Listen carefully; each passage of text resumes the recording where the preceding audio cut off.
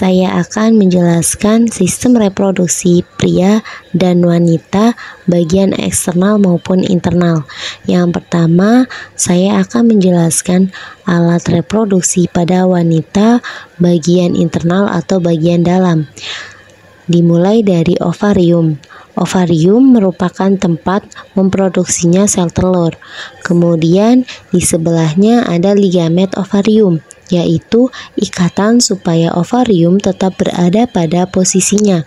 Kemudian di sebelah kanan itu ada fimbriae, yaitu merupakan serabut berupa jari yang berfungsi untuk menangkap ovum apabila dilepaskan dari ovarium, kemudian dibawa menuju ke ketuba falopi. Nah, di ketuba falopi ini, sel telur akan bertemu dengan sel sperma dan akan mengalami pembuahan. Jika terjadi pembuahan, maka embrio yang terbentuk akan mengalami perkembangan menjadi janin selama kehamilan di uterus atau rahim.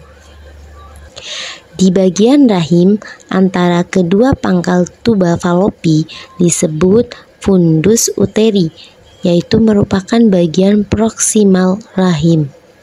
Kemudian di sini ada lapisan dalam rahim.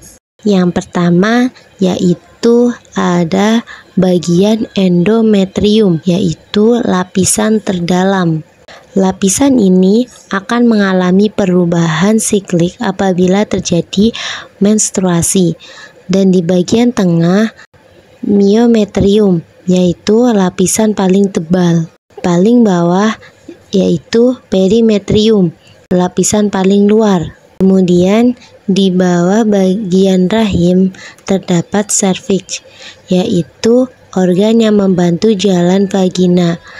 Di bawah serviks ada vagina, yaitu tempat jalannya bayi dan tempat keluarnya darah haid. Berikutnya adalah bagian luar pada sistem reproduksi wanita. Yang pertama ada mos pubis. Fungsinya sebagai pelindung tulang kemaluan, peran estetika dan seksual. Kemudian ada klitoris. Fungsinya untuk memberikan kesenangan pada saat hubungan seksual. Kemudian ada urethral opening.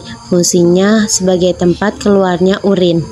Selanjutnya ada labia mayora, fungsinya sebagai melindungi struktur internal vulva. Kemudian ada labia minora, fungsinya melindungi lubang vagina dan uretra, juga membantu menjaga kelembaban dan juga melindungi dari infeksi. Yang terakhir ada vagina, fungsinya sebagai jalan keluar bayi dan keluarnya darah haid. Selanjutnya saya akan menjelaskan sistem reproduksi pada pria bagian luar. Di bagian luar terdapat skortum, yaitu kantong kulit yang menggantung di bawah penis, berfungsi untuk melindungi testis. Di dalam skortum terdapat testis yang menghasilkan sperma dan hormon testosteron. Kemudian ada epididymis, yaitu tempat penyimpanan dan pematangan sperma setelah diproduksi di testis. Kemudian ada vas deferens, yaitu berfungsi untuk menyangkut sperma dari epididymis menuju uretra. Uretra yaitu tempat keluarnya urin dan sperma. Di atas uretra ada kelenjar prostat, yaitu menutrisi sperma dan menghasilkan cairan yang menjadi bagian dari air mani. Kemudian yang paling atas ada kandungan kemih, yaitu tempat penyimpanan sementara urin yang diproduksi oleh ginjal. Kemudian bagian paling luar yaitu ada kepala penis dan lubang penis. Kepala penis yaitu struktur yang paling sensitif terhadap rangsang, berperan penting dalam sensasi seksual, membantu proses ejakulasi. Kemudian ada lubang penis, yaitu tempat keluarnya urin dan air mani atau semen, saluran yang menghubungkan kandungan kemih dan vas deferens. Selanjutnya saya akan menjelaskan bagian dalam pada sistem reproduksi pria. Di bagian vas deferens itu berfungsi menyangkut sperma dari epididymis menuju uretra. Kemudian ada ampula vas deferens, yaitu penyimpanan sementara sperma sebelum ejakulasi. Kemudian ada kelenjar prostat, yaitu berfungsi menutrisi sperma dan menghasilkan cairan yang menjadi bagian dari air mani. Kemudian ada kelenjar Cowper, yaitu menghasilkan cairan bening yang berfungsi sebagai pelumas dan menetralkan asam pada uretra. Kemudian ada epididymis, yaitu tempat penyimpanan dan pemantangan sperma setelah diproduksi di testis.